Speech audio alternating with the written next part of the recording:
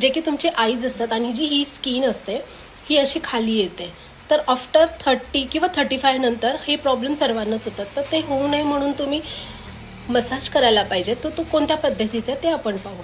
तर फ्रेंड्स, हे जे तुमचं पॉईंट आहे त्याला तुम्ही अपलिफ्टेड असं मसाज करायचं आहे. ते असं घेऊन घेऊन इकडे इकडे इकडे कंटिन्यू असं तुम्हाला एक 5 ते 6 मिनटं करायचं आहे.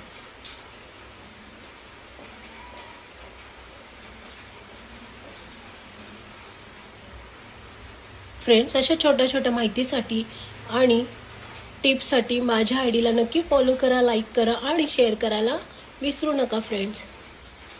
हे बघा फ्रेंड्स, रिझल्ट बघा.